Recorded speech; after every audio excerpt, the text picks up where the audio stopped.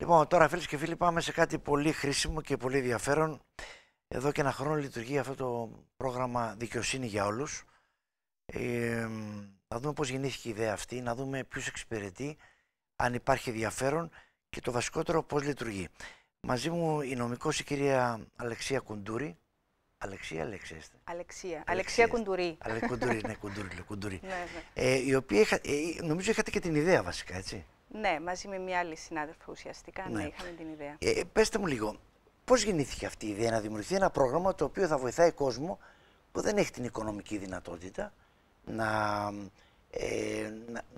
στη δικαιοσύνη μέσα να βρει να μπορεί να είναι στη δικαιοσύνη μέσα και να έχει την υπεράσπιση του. Πώς γεννήθηκε η ιδέα αυτή, πώς είδατε την ιδέα αυτή να είναι? Η ιδέα γεννήθηκε, κύριε Δημητρόπουλε, ακριβώς από αυτό το οποίο είπατε, ότι πάρα πολλοί κόσμος εκεί Βλέπατε έξω, την ανάγκη αυτή. Ναι, δεν είχε τη δυνατότητα να απευθυνθεί σε δικηγόρο για να αναζητήσει νομική συμβουλή. Οπότε θέλαμε αυτό το οποίο κατοχυρώνεται και από το Σύνταγμα και από διεθνείς συμβάσεις, δηλαδή το δικαίωμα όλων των ανθρώπων στη δικαιοσύνη, να αποκτήσει και ουσιαστικό νόημα με την πρόσβαση καταρχήν σε δικηγόρο. Παράλληλα, βλέπαμε ότι υπήρχαν πάρα πολλοί συνάδελφοι, οι οποίοι μεμονωμένα από τα γραφεία τους βοηθούσαν κόσμο με αυτόν τον τρόπο. Οπότε, θέλαμε όλων αυτών να το εντάξουμε κάτω από μια, αν θέλετε, πιο θεσμοθετημένη ομπρέλα. Και θέλαμε επίσης να του προσδώσουμε και το κύρος που θα είχε με τη συμμετοχή του Παγκύπριου Δικηγορικού Συλλόγου σε όλο αυτό και την ασφάλεια, αν θέλετε, ως προς την επιτυχία του προγράμματος. Πριν από αυτό το πρόγραμμα, το Δικαιοσύνη για Όλους, αν εγώ ήμουν κατηγορούμενος και δεν είχα οικονομική δυνατότητα, το κράτος δεν μου έβαζε κάποιον δικηγόρο για να με υποστηρίξει? Βεβαίως. Το κράτος έχει υποχρέωση με βάση διεθνείς συμβάσεις και έχουμε στην Κύπρο τον περί νομικής αρρωγής νόμο να παρέχει σε κάποιες συγκεκριμένες ελάχιστες περιπτώσεις νομική αρρωγή σε πολίτες οι οποίοι δεν έχουν τα οικονομικά κριτήρια. Τι συμβαίνει όμως? Αφενός είναι συγκεκριμένοι τομείς δικαίου τους οποίους καλύπτει και αφετέρου όλο αυτό είναι μέσα από μια διαδικασία στο δικαστήριο, με αίτηση στο δικαστήριο, δηλαδή για να απευθυνθεί κάποιος πρέπει να πάει στο δικαστήριο με συγκεκριμένη αίτηση, παίρνει κάποιο χρόνο. Με βάση κάποια στοιχεία που εμείς έχουμε, δυστυχώς φαίνεται ότι ένα πολύ μεγάλο ποσοστό από το κονδύλι που κάθε χρόνο διατίθεται από τη Βουλή των Αντιπροσώπων μέσα από τον προϋπολογισμό δεν διατίθεται τελικά για την νομική αρρωγή. Απορρίπτονται δηλαδή αιτήσεις. Οπότε θέλαμε όλο αυτό το κενό που υπάρχει να το καλύψουμε με το πρόγραμμα Δικαιοσύνη για Όλους. Ναι. Να πω σε αυτό το σημείο, κύριε Δημητρόπουλε, ότι αυτού του είδους τα προγράμματα λειτουργούν εδώ και πάρα πολλά χρόνια στο εξωτερικό, παράλληλα με τους νόμους που εκεί έχουν επίσης για την νομική αρρωγή.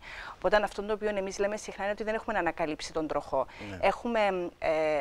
Μπορεί να είχαμε καθυστερήσει. Έχουμε καθυστερήσει, ναι, αλλά για να εφαρμόσει αυτό το πρόγραμμα έχουμε ψάξει, έχουμε μελετήσει το τι ισχύει και σε άλλες χώρες, που είναι πάνω κάτω περίπου το ίδιο. Τώρα, κυρία Κουντουρί, υπάρχει και η σχέση και μάλλον η αποδοχή από το επίσημο κράτος αυτής της κίνησης που γίνεται, έτσι? Προφανώς. Αν δεν υπήρχε δεν θα μπορούσαμε να προχωρήσουμε, γιατί εμείς είμαστε ένας μη κερδοσκοπικός οργανισμός με τη συμμετοχή βεβαίως του Παγκύπριου Δικηγορικού Συλλόγου, όμως στην ουσία αυτό το οποίο έχει χρηματοδοτήσει τις λειτουργικές ανάγκες, αν θέλετε, του προγράμματος είναι το κράτος μέσα από το Υφυπουργείο Κοινωνικής Πρόνοιας. Ναι.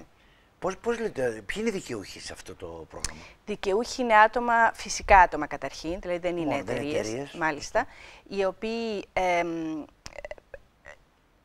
για να μπορέσουμε να ελέγξουμε, αν θέλετε, το κατά πόσο κάποιος εύκολα είναι δικαιούχος ή όχι, πρέπει να βάλουμε ένα κριτήριο. Το κριτήριο είναι ο λήπτης ελάχιστου εγγυημένου εισοδήματος. Ναι, το οποίο είναι μπορεί κάποιος εύκολα να το διαπιστώσει και έχουμε την βοήθεια του Υφυπουργείου σε αυτό.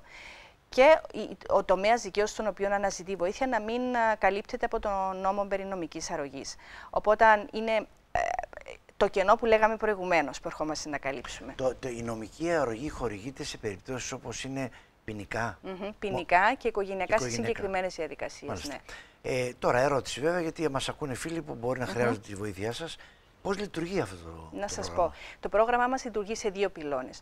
Ο πρώτος είναι μέσω των κέντρων εξυπηρέτησης που λειτουργούν στις επαρχίες. Στη Λευκοσία λειτουργεί από το Σεπτέμβριο του 2022 και είναι στο πολυδύναμο κέντρο του Δήμου Στροβόλου, το Στέκι, και εδώ πρέπει να ευχαριστήσω και το Δήμο Λευκωσίας αλλά και τους υπόλοιπους δήμους, γιατί μας έχουν παραχωρήσει στέγη για το πρόγραμμα. Λειτουργεί λοιπόν μέσα από τα κέντρα εξυπηρέτησης, αλλά λειτουργεί παράλληλα και μέσα από ένα μητρό εθελοντών δικηγόρων, στους οποίους μπορεί να παραπέμπεται ο πολίτης, εάν κρίνεται στο κέντρο ότι θα πρέπει να υπάρξει νομική καθοδήγηση. Πώς καθορίζεται αυτό το μητρό, δηλαδή δείχνει ο άλλος διαθέσιμος να βοηθήσει?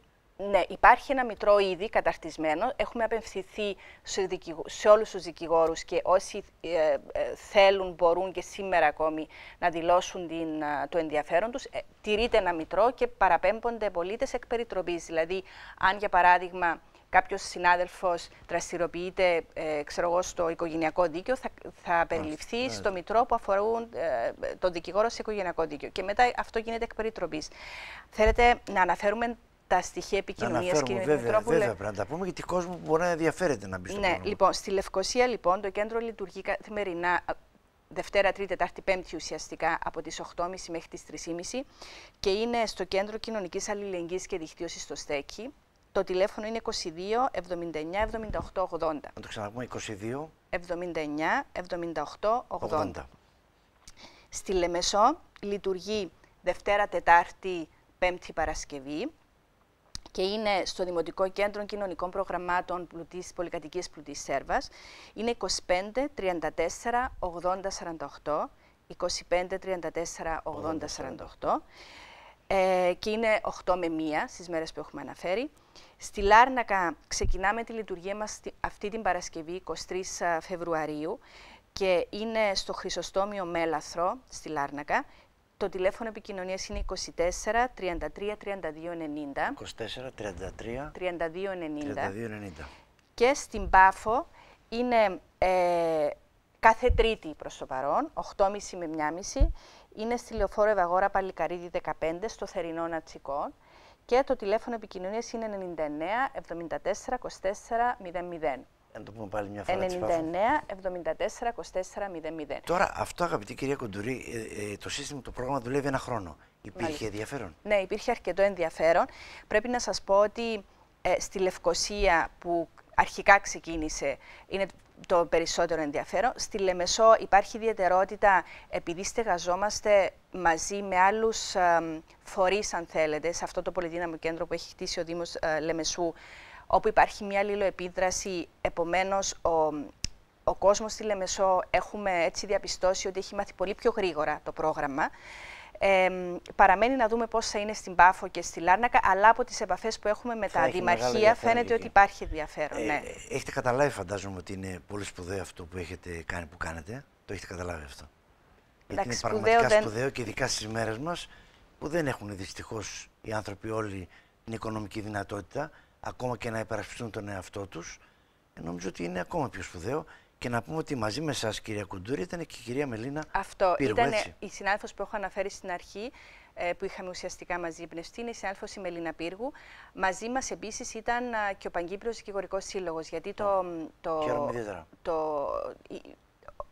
η ΜΚΟ που έχει ουσιαστικά συσταθεί είναι με τη συμμετοχή, είναι ιδιωτική πρωτοβουλία μαζί με τον Παγκύπριο Δικηγορικό Σύλλογο. Λοιπόν, όπως στις μέρες μας, στις σύγχρονες κοινωνίες, όπως είναι η Κύπρος, υπάρχουν άνθρωποι που σκέφτονται και τον περίγυρο, σκέφτονται την κοινωνία και όχι μόνο την τσέπη τους.